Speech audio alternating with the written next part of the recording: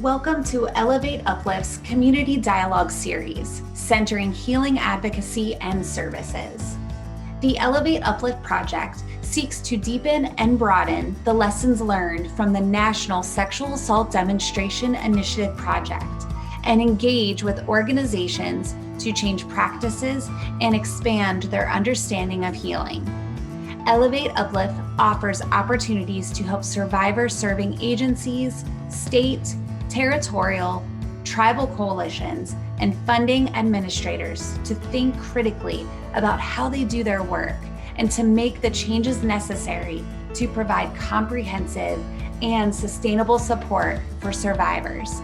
That includes establishing practices and services rooted in anti-racism and anti-oppression frameworks, learning strategies for building empowering leadership, creating intentional organizational identity, engaging in impactful community organizing and movement building, and expanding knowledge of sexual violence and healing. My name is Nancy Smith, and my pronouns are she and her, and I am with the Vera Institute of Justice. And for the past 12 years or so, I have had the opportunity to work with deaf leaders to help leverage financial resources and build capacity and connections to strengthen and grow survivor advocacy in deaf communities.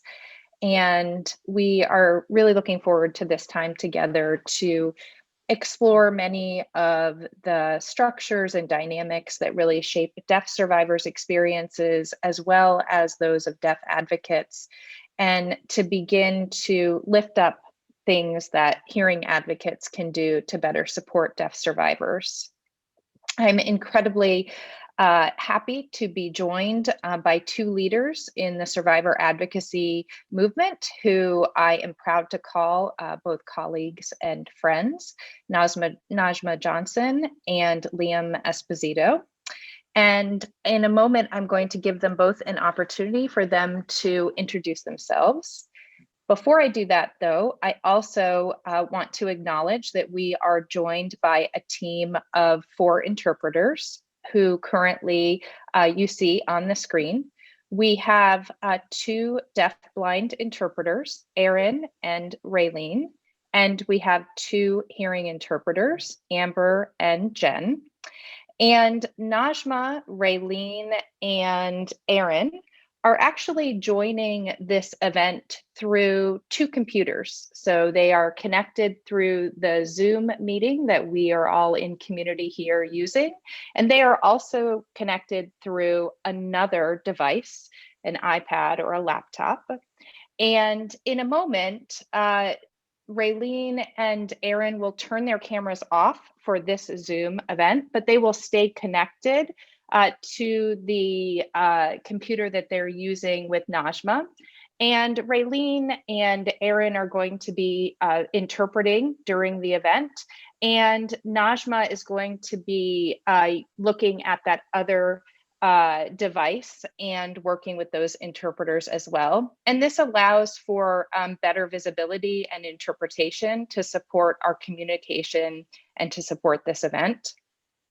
Amber and Jen will stay on camera throughout the event. And if Erin or Raylene need clarification in the interpretation process, they may turn their cameras back on that are connected through Zoom, and you may see them rejoin the Zoom meeting.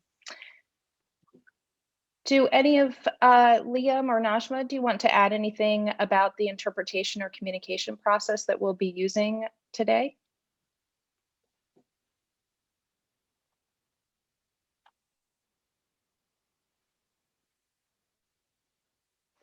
All right, wonderful. We have quite a bit of content that we want to cover today, and we are going to be using more of an interview style, so you can expect that in the beginning. We do want to reserve time at the end of our time together today for you to ask questions, and at that point in time, we'll invite you to let us know that you have a question, and we encourage you at that time, once I call on you, to turn on your camera and to state your name and ask your question. So if questions come up during our time together today, please make note of those, and we'll make time towards the end today to be able to open up and have a dialogue with you all as well. Now that we have sort of the communication process and some other of our logistics covered, I would love to create space for you to get to know Najma and Liam. And so I'd like to start to see if you could both tell us a little bit about yourselves, sort of who you are, and tell us about the work that you do. And I'm wondering if we can start with you, Najma.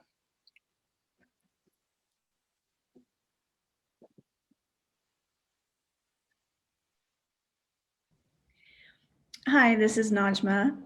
I am really looking forward to sharing time with you all. Again, my name is Najma, and I emphasize that I grew up in Buffalo, New York. My team is playing, is it tomorrow or Saturday? Hope everybody's going to be rooting for me. So I'm the executive director at the Deaf Abused Women's Network. We call ourselves DAWN in DC, and we're really focused on building anti-violence space and different capacities. And for the past 14 years, I've been focused on domestic and sexual violence and using an intersectional framework. More and more, our deaf communities are bringing forward transformative justice in our work as well. And so that is a brief summary of some of the work that I've been doing.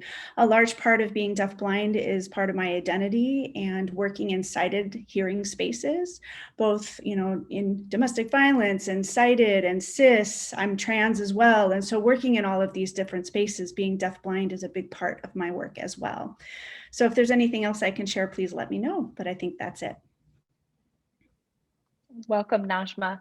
Liam, how about you? Can you tell us a little bit about who you are and what you do? Certainly. Hi, my name is Liam. I'd like to first give you an image description. I am a white, deaf, trans man.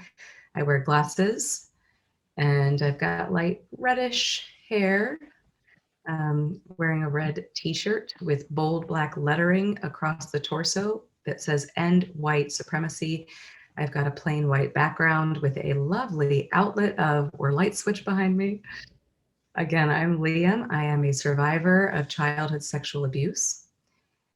This occurred in my family. My father and both older brothers sexually abused me from the ages of 3 to 13. There was also a great deal of domestic violence in the home. As a result of those traumatic experiences, I have committed myself to anti-violence work for the past 20 years in a number of roles, as a board member, advocate, executive director, trainer, the list goes on. I currently work closely with both Nancy and Amber, and soon Najma will be joining the team of Deaf Action. So we are a TA center that we focus on anti-violence against women. Been working in this, we provide support, to 20 to 25 DVFC programs around the United States to support their capacity and programs in serving deaf survivors. This is Nancy. Thank you, Liam. And I am really looking forward to the conversation that we are about to have. Najma, you mentioned DC, and I know that your organization serves deaf communities in the DC and Maryland area. And this event that we're doing today is really happening as we're bearing witness to a very violent insurrection. And of course, that it began long before last week's attack on the Capitol, and it continues to today. And it's very much rooted in white supremacy and anti-Semitism, toxic masculinity, and so many other forms of oppression. And first off, I want to thank both of you for being here during this time, and specifically Najma for joining us during this time. I know that, again, you and your team are in the DC area, and that you're directly impacted by this, both being in the area, also the trauma that's invoked by witnessing the hate that we are seeing. And then also recognizing everything that you and the team are doing to support survivors as this is happening and as the city is shutting down. So thank you both for being here with us. And I'd like to get your reactions to what is happening and really start by understanding a little bit about how you're processing what is happening, and in particular, what it means for our advocacy as we're working in the anti-violence movement.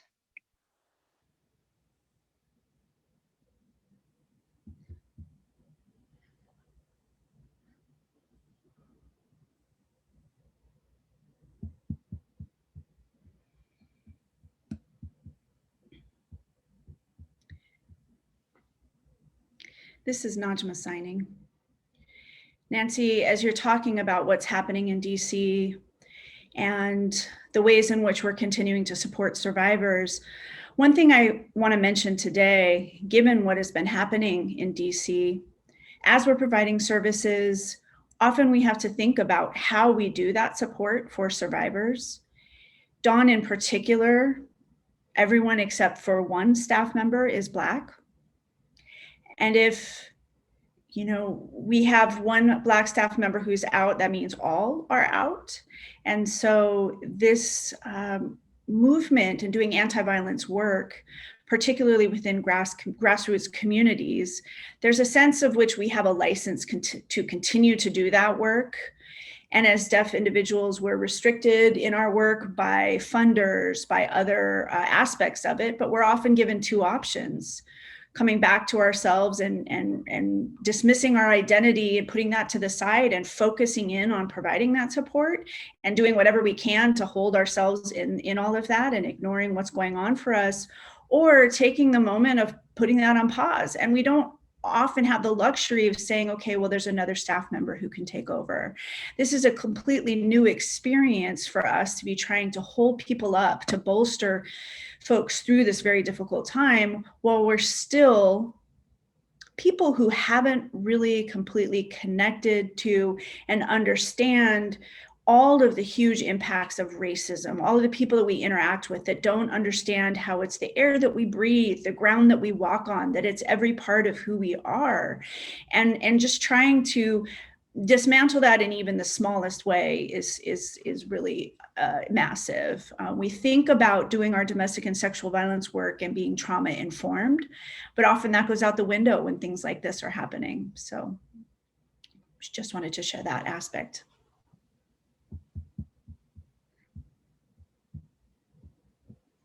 This is Liam. As a white person, I have a number of emotions and thoughts, not just now, especially lately. I've been thinking partly about what Najma just said and being mindful of Black staff members, team members, and their own trauma and lived experiences. And that's something that we as white people will never, ever fully understand, first off.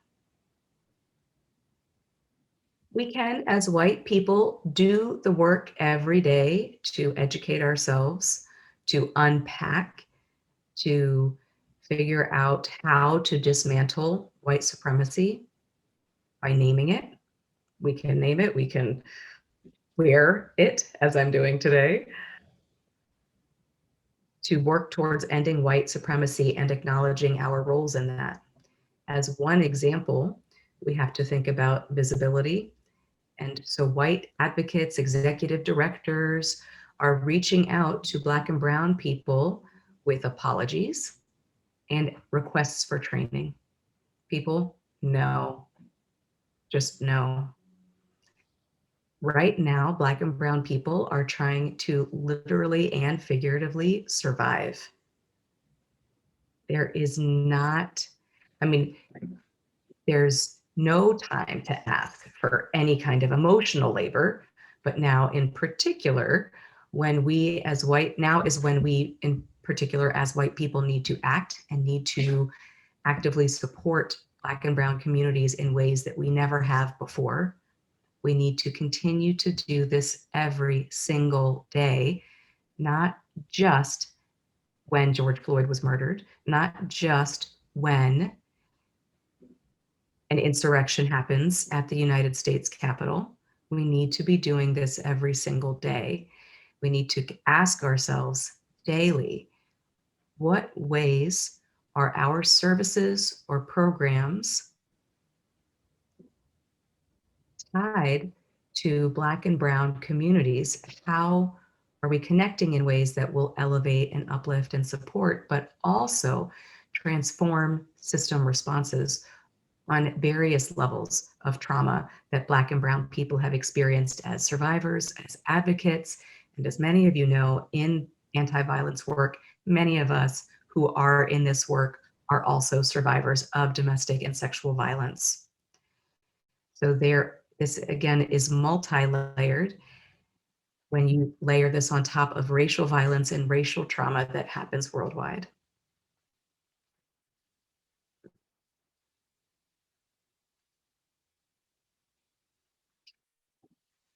As white people, we need to do the work, recommit ourselves daily. We need to have these kinds of conversations every day and do better day by day, do more day by day.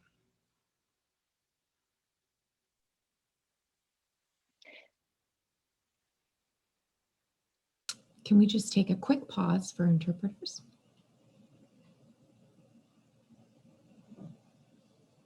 We should be good. Thanks. This is Nancy. Najma and Liam, thank you so much for sharing that.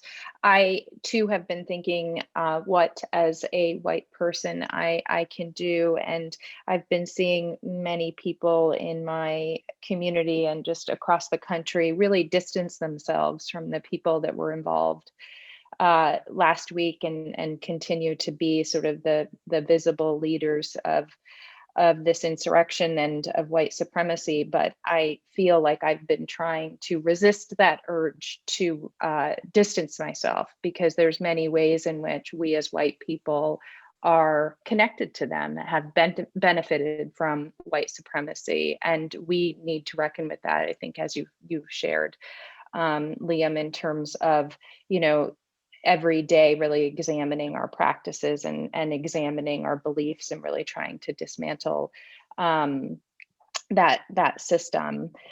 As I'm sort of watching you both, share your perspectives, you're talking also about sort of deaf advocacy and what's happening in deaf advocacy. And I'm wondering, for people who may not be familiar, if you could paint a picture of deaf advocacy across the country.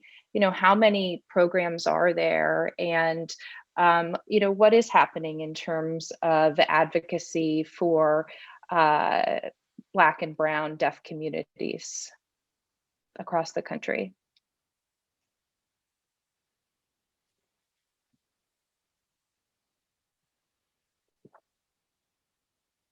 Liam? This is Liam. So first off, by way of brief background, I'd like to restate that, as Najma just mentioned in their first response, that the field of domestic and sexual violence is predominantly white, straight. And that is also true in the deaf community in the area of domestic and sexual violence work. This work has been framed for a long time around white-centered issues and around the United States.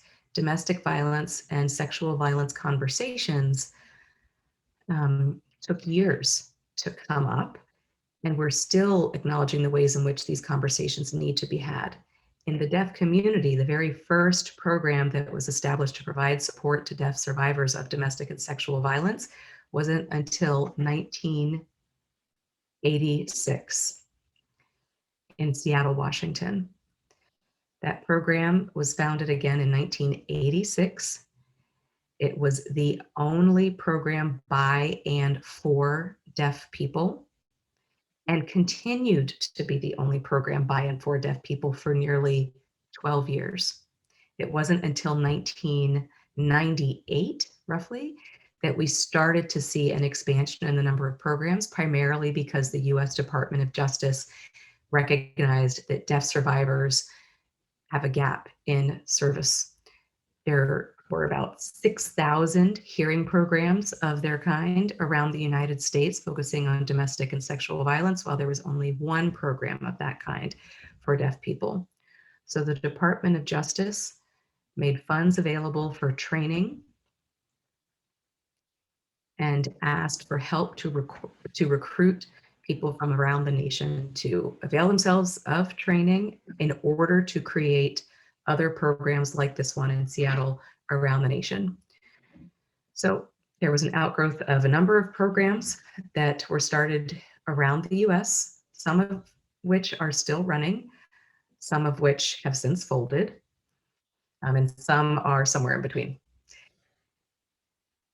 Due to a number of factors. Sometimes it has been because of capacity. I should also say that at the time, we did not have the technical assistance program that we have now. That wasn't started until 2015. Again, the program that was by deaf for deaf. We now have about 20 programs that are fully operating, providing direct services to deaf people around the United States. But of those 20, there's only about 25, they only cover about 25% of the country.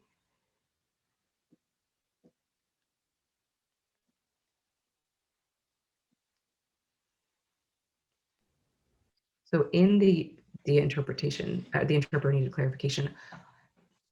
That means geographically, because of where these programs are located, only about 25% of the United States has access to a program like this. 75% of deaf people in the US then do not have access to a program in their area that is run by deaf people for deaf people. This in and of itself is a huge gap. So going back to the overall landscape, these are the numbers of programs that we have, and many of the programs are running at a capacity level of anywhere from 1 to 3 or 4 staff. On average, most have about 2. I would say 2 staff per program. So that means the staff have to wear a number of hats, and they have to do the grant admin, the funds management, the HR, the tech stuff, in addition to providing services to providers, doing community education, outreach, and so on and so on. And then survive autism at the same time. Exactly. This is Liam again, as Najma just pointed out. We also live through experiences of autism, which we can get to in more detail. So there are various types of oppressive experiences that we as deaf people live through on a daily basis through systems that were created by and for hearing people. We can get to that more, but I just wanted to give you that overview of what's out there in terms of deaf services. Nancy, does that answer the question? This is Nancy. That was perfect. And Najma, I think you make a great transition, because as I'm, understanding that 75% of the country, we have no for deaf by deaf services, which means that deaf survivors cannot receive support in sign language. And we also know that the majority of the for deaf by deaf programs are white programs. And we have been talking about sort of the impact of racism, and we know that oppression is interconnected, and the lack of for deaf by deaf services across the country is not an accident, right? There are systemic barriers to programs getting money, being able to sustain support. And so, Najma, you mentioned autism. I'm wondering if we can talk about autism and other forms of oppression such as phonocentrism and vidism. And for people who may not be familiar with those concepts, I thought first we could define them. And I'm wondering, Najma, if you want to share a little bit about, maybe starting with autism, what it is.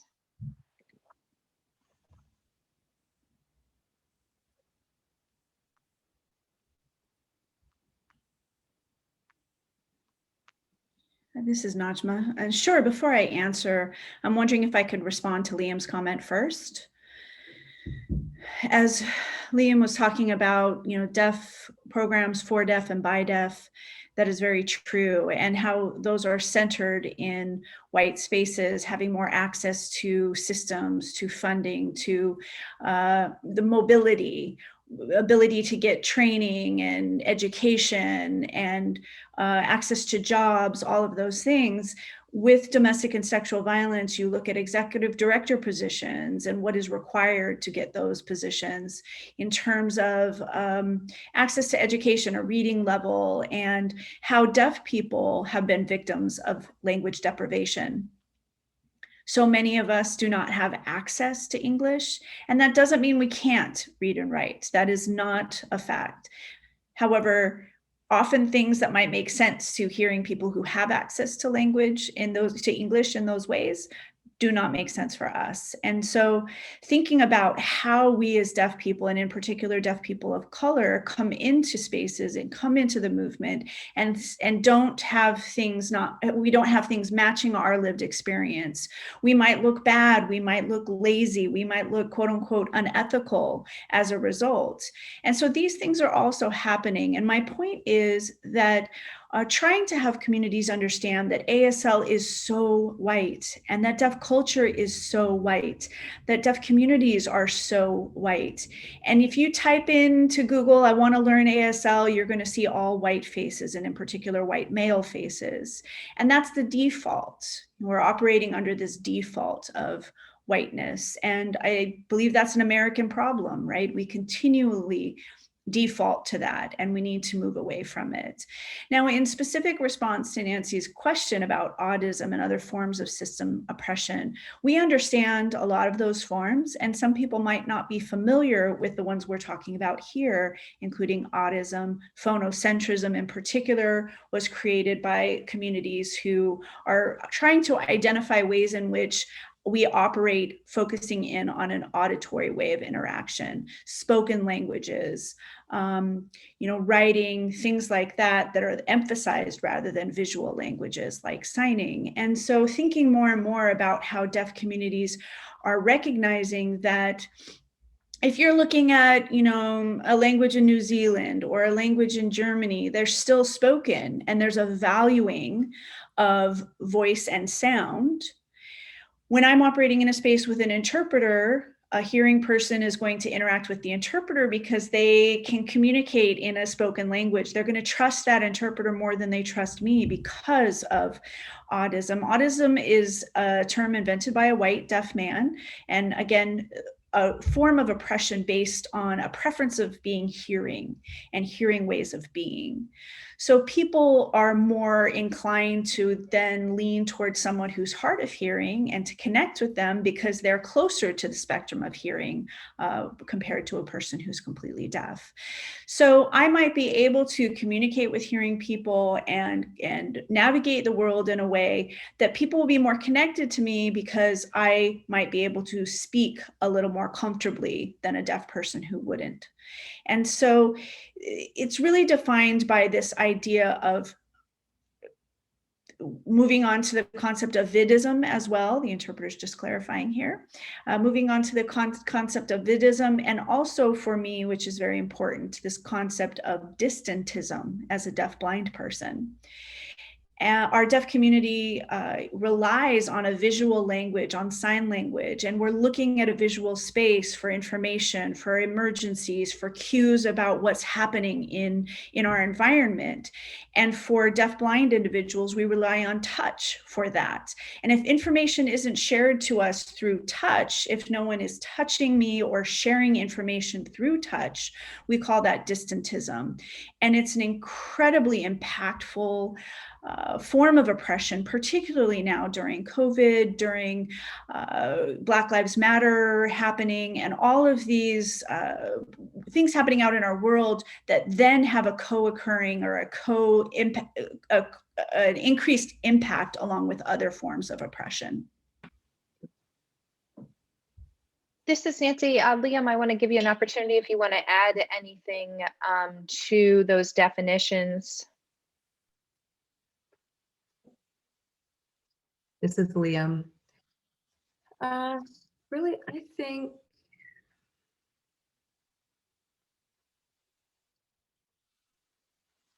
in thinking about all four terms, what I also think about is how do we disrupt each of those forms of oppression in our work? As with any oppressive, marginalizing system of violence that we're contributing to, that requires us on a daily basis to do the work to understand what forms each of these types of oppression take, how they occur in an organization, in a place, through people.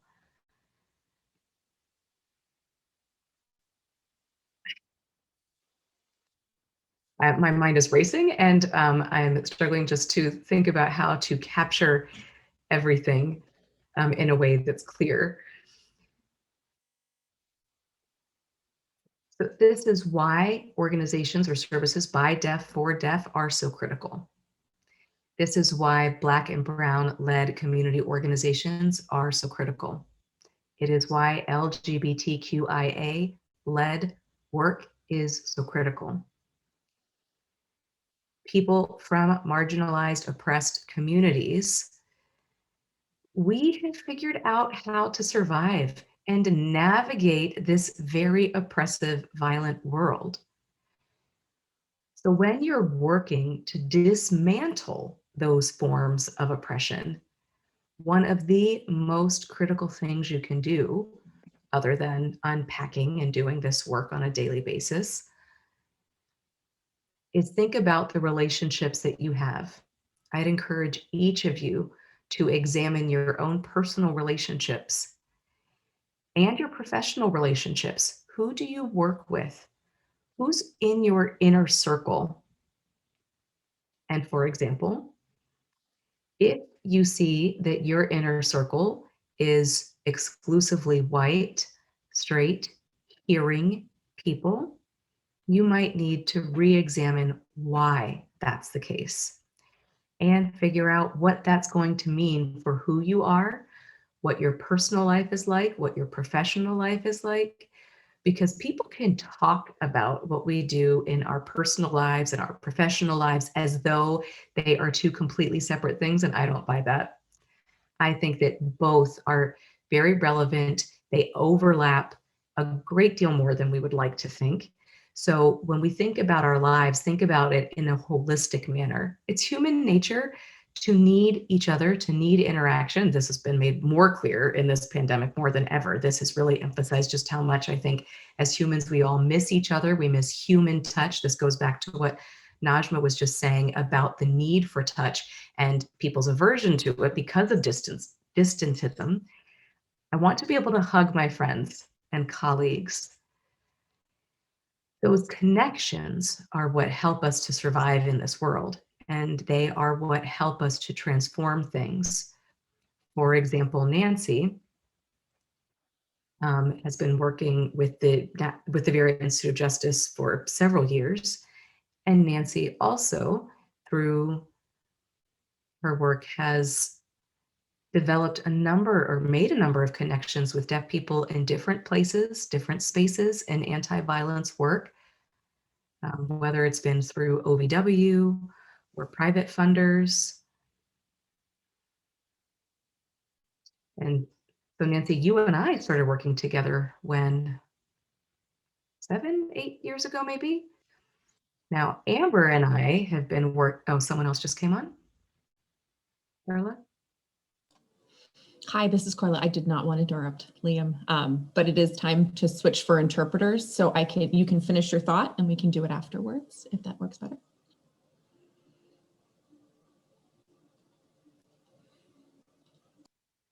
It's Certainly. probably done at this point. Liam? Thank you.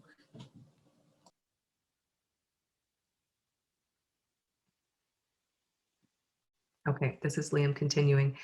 So I was saying that Amber and I have been working together for more than 20 years in this line of work. And the point I'm making here is that personal relationships develop as well. And that's really critical. So Nancy, you just talked about personal and professional connections and using those to uplift the work of the deaf community and to amplify our voices, our work. And you've helped to push for change.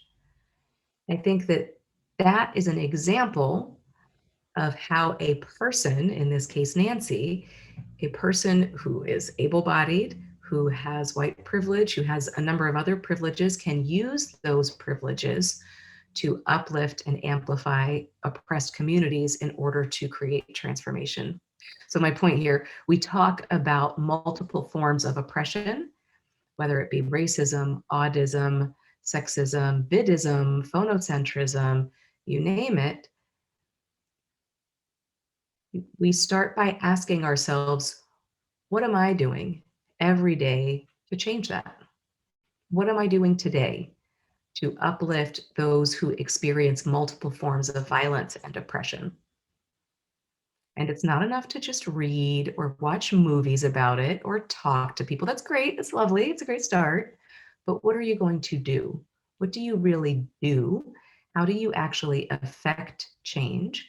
What are you doing in your organization or with your programs to make change happen? How are you reallocating your funds, as an example? How are you reaching, well, are you even reaching out? Are you making an effort to show up and be in new spaces? I know, obviously, that's more challenging in the COVID era, but there are ways that you can be creative about how to show up. So just keep that in mind, and I'll stop there for now. This is Nancy. Thank you both. I'm thinking about my own sort of journey in, working closely with you both and with other deaf advocates, and just how much I have learned by being in community with deaf people, and how it's how I have really reflect on what I'm doing, my behaviors, but also my thinking, and try to challenge myself in the ways in which I have audist thoughts, and I'm just thinking about audism and vidism and phonocentrism, and thinking about ways we can make those concrete for people. And it certainly is, when I'm thinking about sort of programs for survivors, it's everything from having fire alarms that only have an auditory signal, to denying sign language interpreters, which unfortunately is something common that we learn about happening in programs across the country.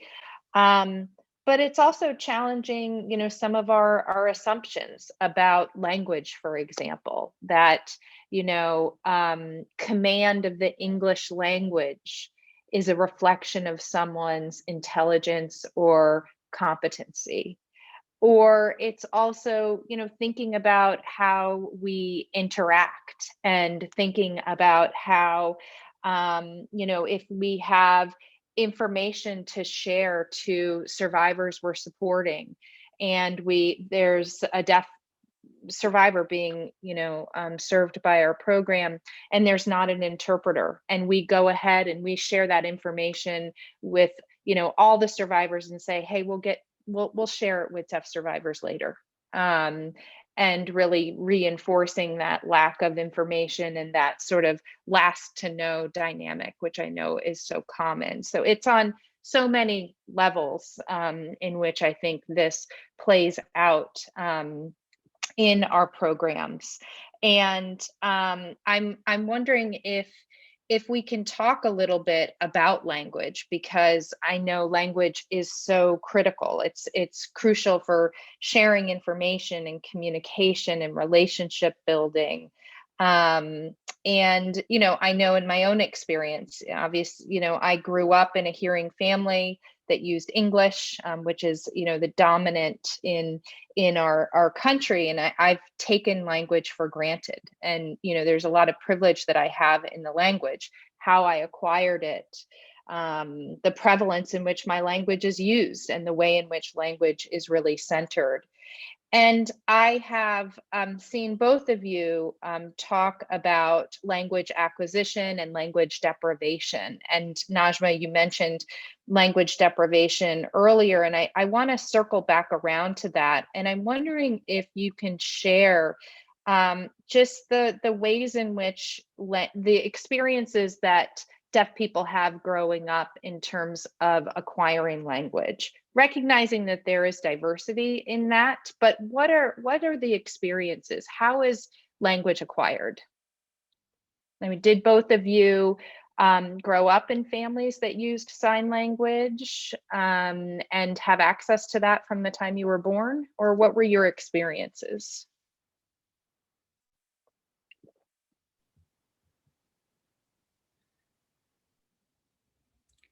This is Najma. I was born into a hearing family, and I was actually born hearing, and I used Black English. I spoke Black English, and that was probably the only thing that I'm excellent with. And becoming deaf then means what? Going to a white school, having white teachers, speaking proper. That is what we were taught, how to speak proper. And going through that experience with my parents and growing up with my parents who grew up during the Jim Crow time and during segregated schools and those experiences, my grandma wouldn't let my mom on Monday and Thursday from 9 to 12. We had very specific schedules in terms of when colored women could be at the hospitals, and that they were only allowed to give birth during a very specific time at the hospitals because of segregation. And so my mom was born on a Wednesday. They had to go 3 miles to the midwife. And my mom had been born already by that point, but getting that all to happen, all of the experience was centered in that experience of oppression, and thinking about how I then operate within that context. For doctors, so often intelligence, it's a white doctor telling people that in order for a deaf child to be successful and intelligent, they have to learn how to speak. And so my mom was saying, okay, well, living in this racist world, what does that mean? How do I support my child through this process? And at school, I went to a mainstream school, which meant, I was hard of hearing at the time. So I do what I can to make it through. And my parents at home did not use sign language. And so I'm navigating those spaces, and I would end up just going back to reading books on my own, to doing a lot of reading and watching television. And my mom, who was my abuser, would often create chaos and difficulty around those experiences. And in college, when I left around 95, I still didn't really know American Sign Language. I had some contact sign language as kind of a communication method, but not as a formal language that I knew and lived. And so I could get by, but it wasn't until about 2008 when I went back to college and I found out that I had Usher syndrome, that I was, my deafblind experience was present for me, that I then officially learned American Sign Language. I go from learning proper from a white hearing school to then learning how to speak proper within a deaf community and American Sign Language. And that language acquisition wasn't always completely natural because racism plays such a large role in it. The school for the deaf that I went to was largely white or a mainstream program. There might have some deaf folks or some Latinx folks, but there's strong autism happening within those contexts. So For me now, in terms of communication, I use protactile communication. And I really, really loving how in the pandemic era, we're not allowed to have that form of touch. That's not allowed, and it's very difficult. This is Nancy. I want to also learn about Liam's experience, but I want to follow up, Najma. A couple things, as I was kind of watching you talk about your experience, I was thinking about interpreters. And so often when we talk about interpreters, we really focus on, we have to have 2 interpreters. We need to secure them in advance. We need to pay them.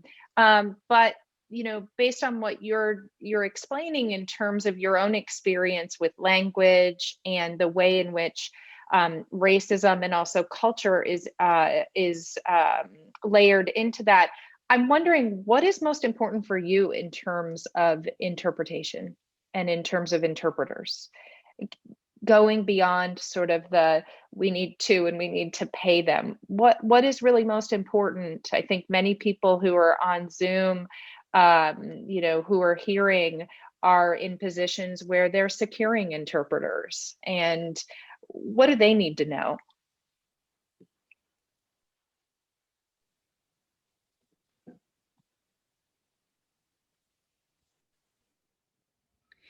This is Najma. Nancy, you're asking, such a loaded question, because my feelings about interpretation and interpreters is not pretty.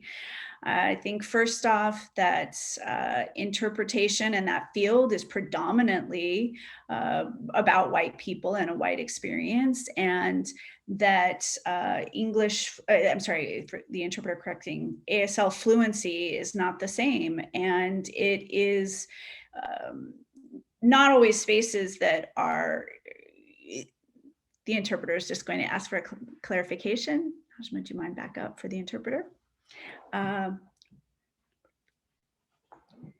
So I know that my access to ASL isn't the same, and I can just drop my shit very clearly, and I don't have to worry about how I'm putting it out there when I'm interacting with other deaf folks. And that's not necessarily true when I'm using an interpreter. And as a Black person, that I have this experience of oppression and control, and interpreters are doing the same thing.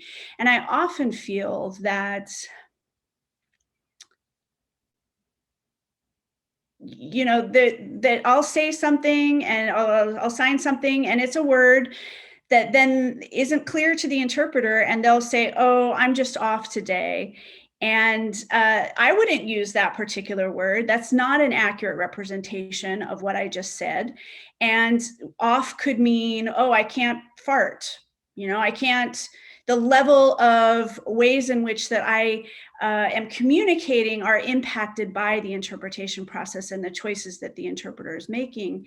And it's not always something that's happening it's something that's happening within the context of oppression.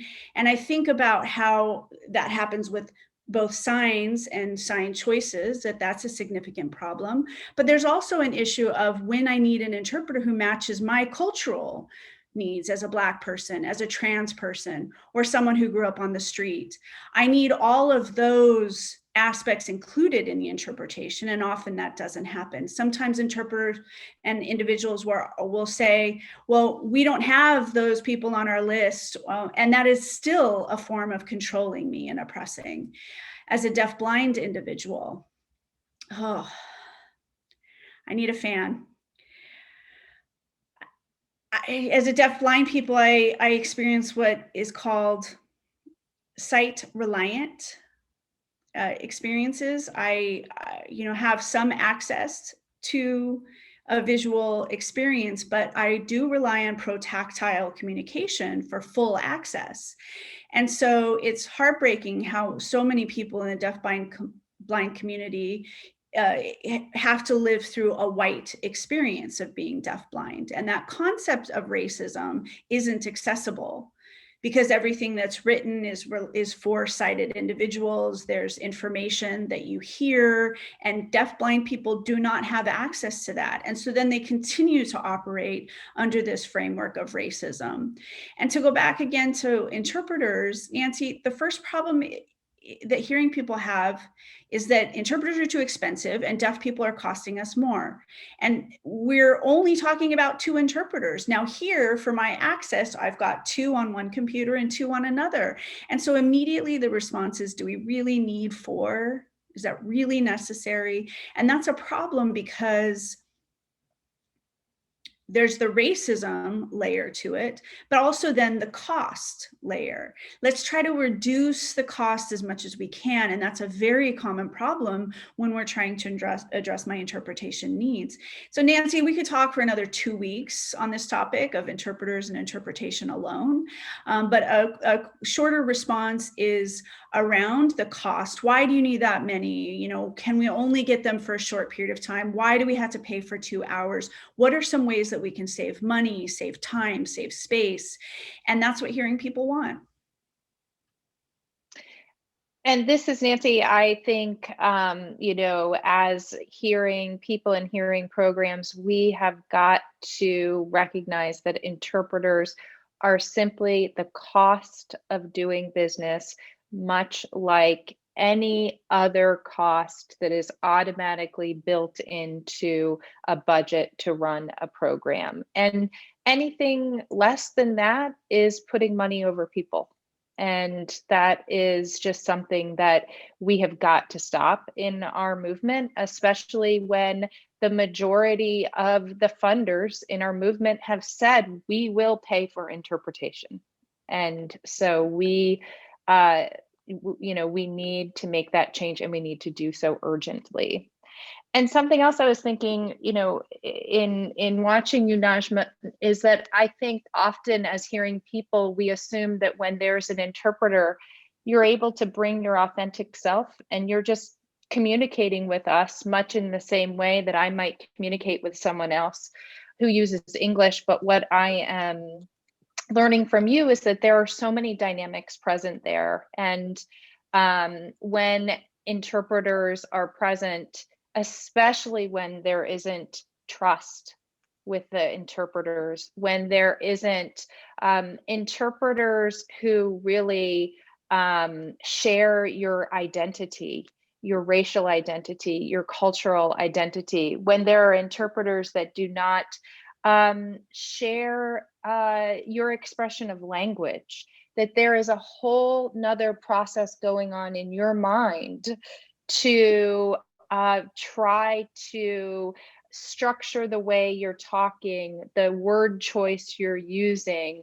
And there's an entire mental process that you're using to try to account for that so that your message is clearly shared to the hearing person. And that's got to be incredibly taxing. And really, especially, you know, for you both, just really draining time and attention away from the leadership that you are doing in our movement, from the work with survivors, and then also thinking about survivors who are having to do that same sort of mental process and how much it takes away from what they need in that moment when they're sitting across from a hearing advocate, how they are, you know, they're distracted from what they need. They are not able to sort of move through that healing process.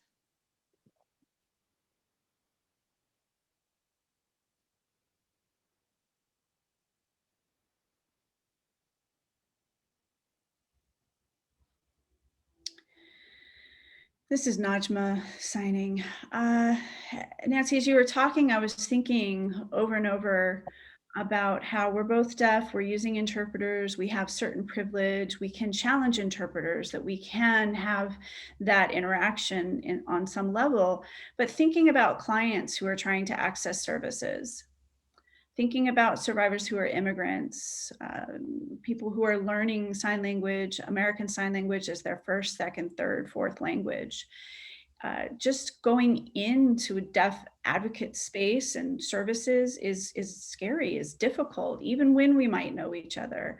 And I think Liam and myself, our presence is everywhere in the community. And people might think, well, I know them out in the community. What does that do for their feelings of safety and comfort with coming in? We don't necessarily have a variety of services that other organizations have, such as forensic services. And so we have to refer out and we have to use interpretation. And we realize that often doing that referral out is a mistake, because then the organization we're referring them to doesn't have the capacity. They don't do things well. They freak out in that moment and send them back. And where is their trauma-informed process in that? It's not there. And so we have to change a lot about how we operate. We have to do wraparound services. We have to make sure that we're there every step of the way, that we can then address issues around cost of interpreters. We can provide education to the other service provider, that we can really center on the fact that the client is the most important thing in all of this, that the survivor is where our focus needs to be, and that interpretation can cause harm in that. We'll hold for a moment.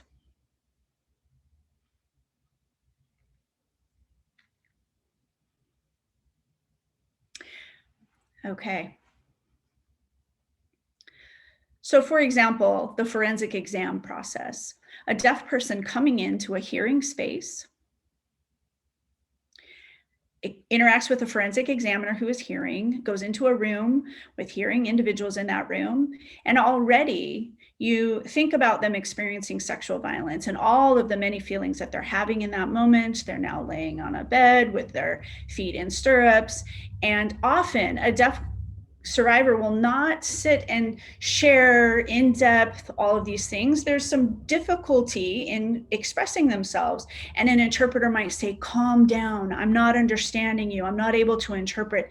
That is something that is so infuriating, because again, the survivor is not able to just express themselves and have their process. How can we make the forensic exam one of the key things that people are experiencing after harm happens to become something that, maybe not to use the word safe, but at least accessible? During that process where the interpreter is saying, calm down, you're not clear, what happens? The nurse becomes protective of the interpreter. Well, I can't help you if you can't communicate clearly enough for the interpreter to share with me what you're trying to say. This is an example of how hearing people then are aligned with the interpreter. And in reality, what we need is for the hearing service provider to be aligned with us, the deaf survivor. They could say, I'm noticing there's a dynamic happening here. How can I support you, deaf survivor, in this process? And you might even have the deaf survivor say, no, I'm okay, everything's fine. But how can we make sure we're centering the deaf person every single time in these spaces? And obviously I'm getting a little heated. This is one of my favorite topics to discuss. So I will turn it over. This is Nancy. Liam, do you want to jump into the conversation? This is Liam. I do. I also have a lot to say. So I echo a lot of what Najma has said, including the fact that this one topic is a whole other conversation unto itself. I would like to back up a little bit, though, and talk about something that Najma brought up, which was language deprivation, just to be sure that people know what that concept is and what we mean, so that you can understand some of these other things around language that we're talking about. Think about a human being being born. You're generally born into a situation where you have access to whatever that language is. And that time from birth to 5, you can think of it like a window that's maximally open at birth. And plenty of research shows that the exposure to language that we get from birth to 5 is so key, because that's when our brain is sort of setting all the needed wiring in place to really acquire language. There's 700 some odd new neural connections generated every second. That's how hard our brains are at work in those early years of life. And they're all being made, those connections are all being made in response to our environment. So what happens in those first few years of life are the most critical years for our ability to acquire language. So in most cases, a child is born hearing. And actually, research shows that no matter whether a child is born hearing or deaf, those first few years or months when no child can speak, signing is beneficial to any human because it provides an opportunity to make connections between symbolic language and concrete objects like a ball or a toy or what have you in a child's environment. They can start to understand that there are connections between language and objects or actions. Then children can start to make requests for milk or what have you. So imagine being able as an infant to express that you want milk instead of just crying, and the child would be able to express themselves if the adult in their environment modeled the sign, at least just for the word milk, every time the child cried. Those are the ways in which we as humans start to make those connections between a label like the sign for milk or an English word milk or what have you with the actual milk.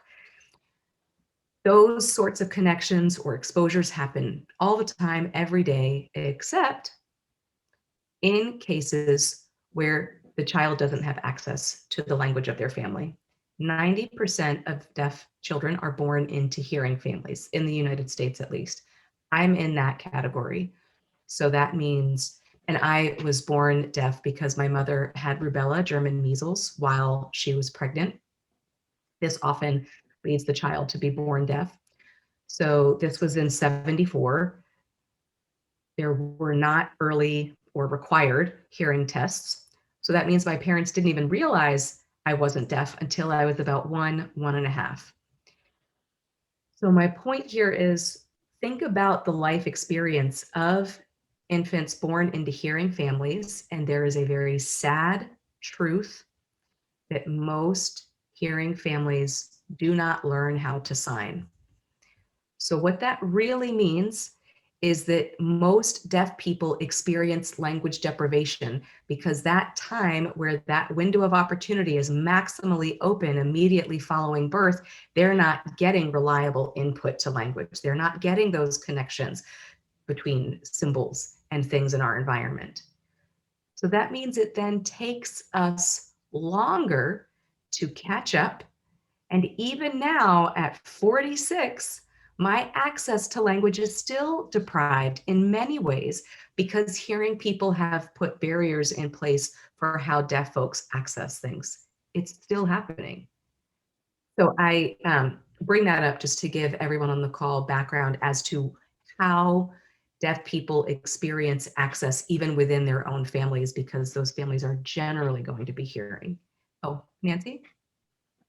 This is Nancy. Liam, I'm wondering if you could share an example of how language deprivation may really be harmful to a deaf survivor. So I'm thinking a deaf survivor who maybe experienced language deprivation who is interacting with the courts. For sure. Our minds were on the same track. I was planning on going there. This is Liam again, by the way. So for example, I cannot tell you the number of times when I was doing direct advocacy frontline services, I would go to court with a deaf survivor to get an order of protection, just as an example, something routine. What does that actually look like? Go to the building, we've got the needed paperwork, of course, these forms that we all have to fill out with information, usually in English. If you don't have an advocate who's deaf with you to support the deaf survivor, to just support you through that process of filling out this form, the information might be incomplete, insufficient, might be different than what's being asked. So I would go into the court assign each of the items on the form to a deaf survivor with their consent, and I would ask if they wanted to provide responses or if they wanted me to write out their responses. So I would go through the interpreting process of explaining what was being asked, have them give their response, and then we reinterpret their response into English to fill out the form. That's what we would go through for what, all 10 questions on the form. Compare that or contrast it with the experience of a hearing person who's a native speaker of English that can just fill that out. I would go through the form and the amount of time it takes to translate that. Now, another example, a deaf person might go into court and ask for an interpreter to access court proceedings. I remember deaf survivors reacting when they see other hearing people that got there after us getting served before us. And it's heartbreaking to see someone ask you, but we were here first. And to have to say, oh, they said that they're still looking for interpreters. They're still working on it.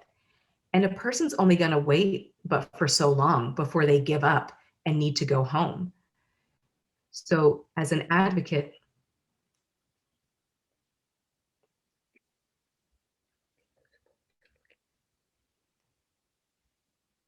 and then they don't even, because they've gone home, don't get the support that they came in for in the first place. And everyone who's in the field, you know that takes a lot of courage for a survivor to even ask for that kind of support. But then we're having to work within a system that's very harmful in and of itself. So people are really taking their chances.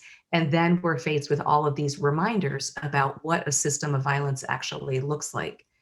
While at least at home, they say, well, at least I have access to communicating with people, and they'll go back home, even though that might be a situation where they're experiencing domestic or sexual violence. One other thing I can't stress enough that hearing people do, especially while they're trying to figure out access, they'll often ask, well, but can you read lips? I'm telling you that question, as harmless as it seems, as a deaf person, it is so harmful. I have grown up, the majority of my life as a child, as an adult, well, really as a child, thinking that lip reading was my only option and that trying to catch as catch can is just what my life was going to be like. It wasn't until I was much older that I realized that the onus shouldn't be strictly on me to make all this effort to communicate. What if the world centered ASL users, Black and brown people, trans people? What if? Then we wouldn't have to have some of these conversations and experiences. But so again, the amount of time that it takes to support a deaf survivor, is doubled, quadrupled compared to what it is for a hearing person. A deaf person could go and spend half the day, all day, just to get basic access because of the process and how it's built. For example, some courts use video interpreting. And so that means that the interpreter is not on site. And that by definition means they're going to miss certain things in the interaction. And so we don't always get through everything. And how many times are deaf people wrongfully accused or convicted of things as a direct result of language barriers, language deprivation, lack of access? So again, we are suffering the consequences at the hands of hearing people again, again, and again.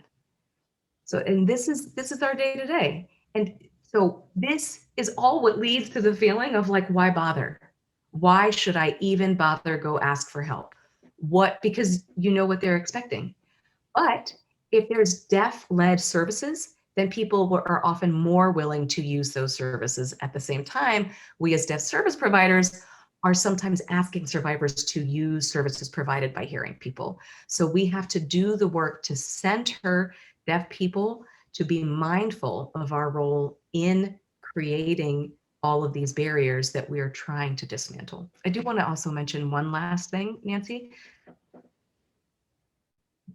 Earlier, Najma talked about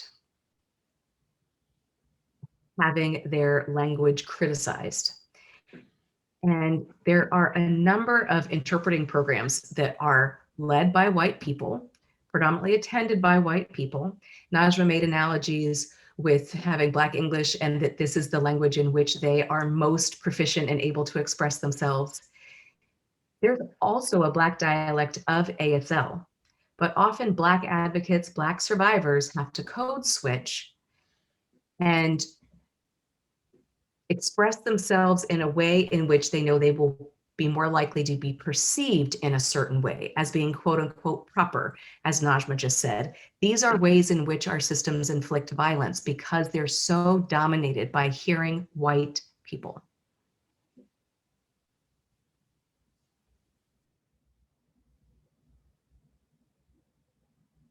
Hi, this is Carla. One final time, I just wanted to take a moment for interpreters to switch. Thanks so much.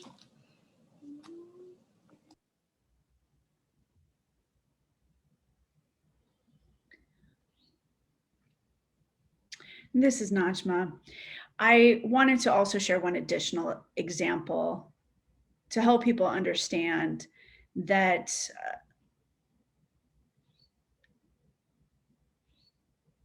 shelters are our number one problem.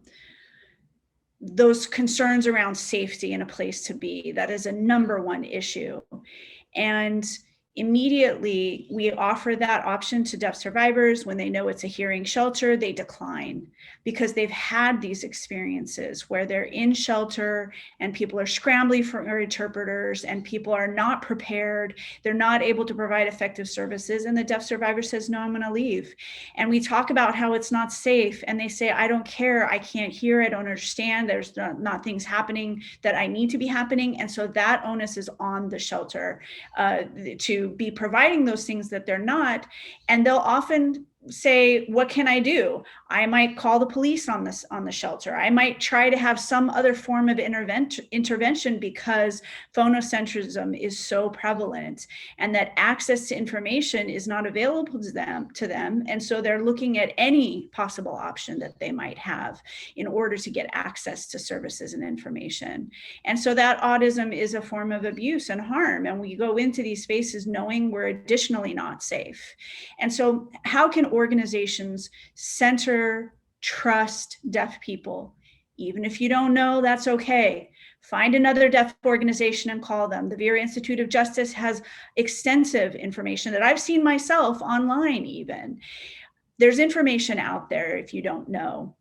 But our American culture teaches us that we have to know everything, we have to solve the problem now.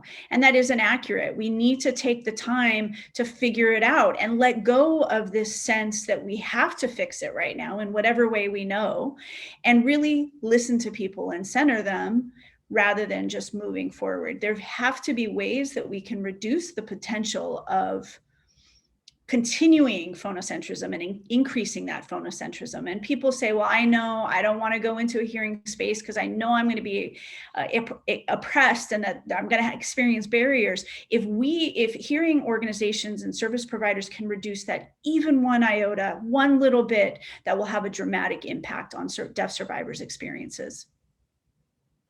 This is Nancy. One of the things too that just came to mind when you both were talking about the ways in which hearing people and systems are really centered around English and speaking and hearing and denying sign language and Black sign language, is at the exact same time we as hearing people are co-opting sign language and using it for our babies. And so it's good to use for our children, but we are systematically denying it in deaf communities. So I think something for us as hearing people to think about.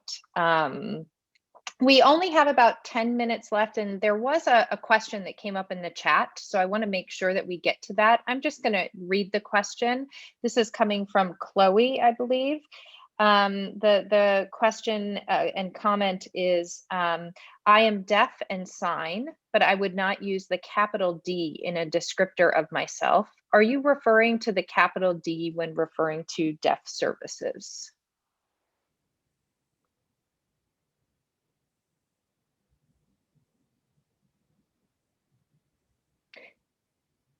This is Nancy. Liam or Najma, would one of you be able to maybe explain a little bit about the capital D and lowercase d, the way that that's been sort of used, and then also to answer Chloe's comment directly?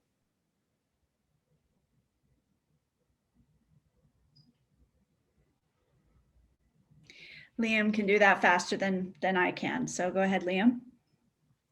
This is Liam. So this distinction of using a capital D or a lowercase d came up in the sort of same vein of trying to make a distinction between a medicalized view of deafness and deaf people versus a cultural experience of being deaf. So anyone who does not have access to sound or impoverished access to sound, there's a medical definition of deafness. So, you can be labeled as being profoundly deaf, depending on your audiogram. More medical perspectives, lead you to thinking about why not use a hearing aid, a cochlear implant? Why not use surgical interventions? Why not basically do everything you possibly can to fix your medical condition and become hearing, to be able to create wiring in your brain to have your ears or brain respond to sound. So that overall is sort of an association with a lowercase d, just the medicalized or biological experience of deafness. The cultural experience of deafness comes in more when you think about schools for deaf children. Every state has one. People who use ASL, people who have participated in deaf clubs, who are part of the deaf art world, deaf churches, as Najma just said. We have deaf sporting leagues, deaf poker leagues, all kinds of social life activities that are by and for deaf people. So the more involved you are in those, the more culturally deaf one would identify as being. I would say, given all that said, Najma, tell me if you agree, but I think that distinction is less and less relevant to people's real life experiences anymore. I think that distinction really ended up only creating a lot of contention within the deaf community and people feeling like they needed to stand on one side or the other. And that distinction is really artificial. Najma, what do you think? This is Najma. For myself as a Black person, I, follow that small d, feeling like I do not follow that small d because I feel like that big D often has reflection around intellect and other forms of language acquisition. And so part of it is making a political statement. I don't know, that's just my middle name, is let's make a political statement. And so deaf people, their experiences are equal and valuable, and letting a deaf person define for themselves whether they identify as big D or little d deaf, and emphasizing, just the D in and of itself is critical.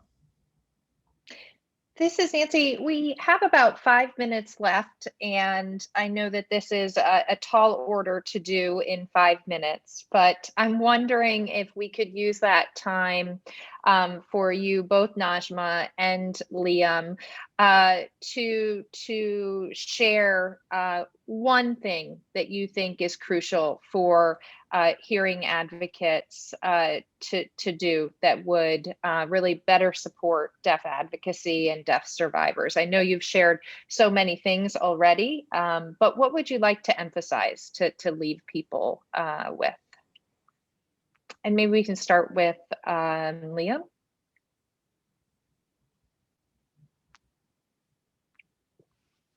This is Liam. Nancy, if it's all right with you, I really actually want to respond to the interpreting question which had come up.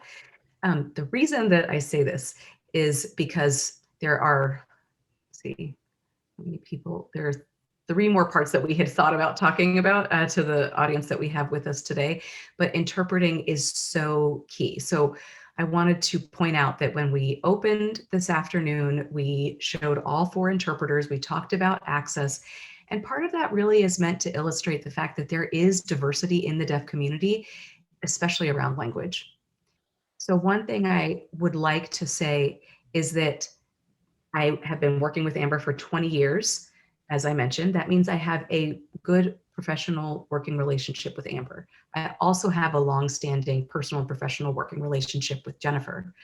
And those relationships are going to influence the quality of the interpretation. If the interpreters we had with us today did not have those kinds of relationships, if we had two other interpreters, the end result would be very different. I think that there's a misconception on the part of hearing people that all interpreters are created equal, and that's not the case. All language, whether it's spoken, signed, is so full of nuance. Things are so contextual. Things are personal.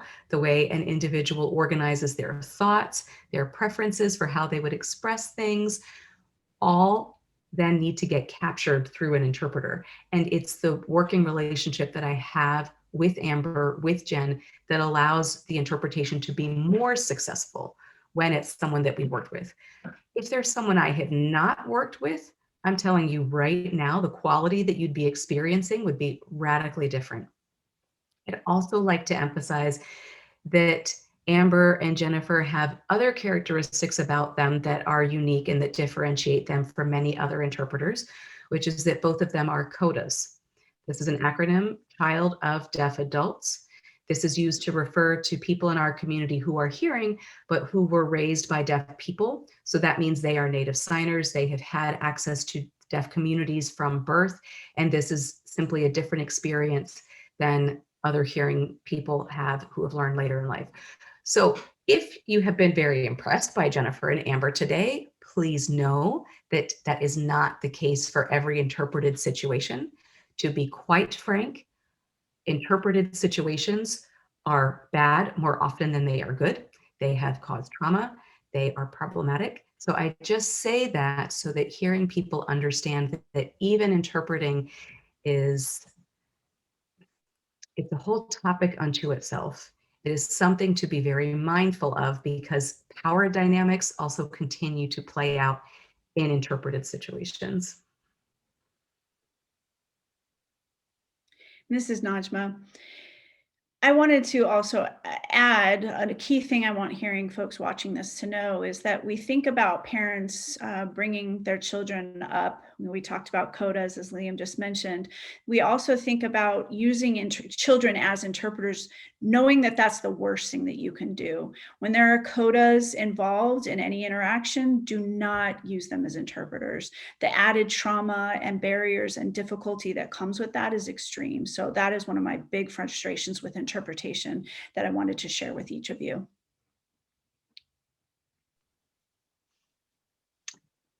This is Nancy. I want to thank you both so much. We are at the end of our time together. And when we got together over the course of the past couple of weeks to plan this out, we thought we might get to the end and not get everything covered. But I think we had a tremendous conversation, and I always learn so much from both of you. And that is true today. I thank you both so much for being here with us and for sharing your experiences, sharing your expertise and your wisdom with us. And I know that many people who are on the call may have questions, or they may want to reach Liam or Najma after this call. Liam, you mentioned earlier that we all work on a technical assistance project that's funded by OVW. And I'm wondering if you could share the best way for people to get in touch with the Deaf Action team. Is there a website that we could go to or an email address? We could drop that in the chat box.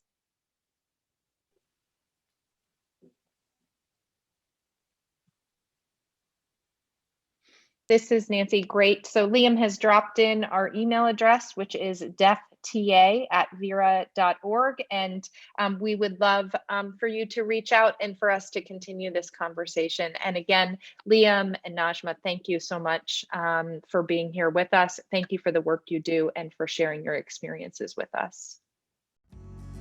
You've been listening and viewing Elevate Uplift's Community Dialogue series. Elevate Uplift is supported by a collective of national organizations and Circle of Wisdom members leading anti-sexual violence work and includes the Minnesota Indian Women's Sexual Assault Coalition, the National Organization of Asians and Pacific Islanders Ending Sexual Violence, the National Sexual Violence Resource Center, the Resource Sharing Project, and our Circle of Wisdom members who provide us with direction, expertise, connections, and influence. For more information, please visit www.elevateuplift.org.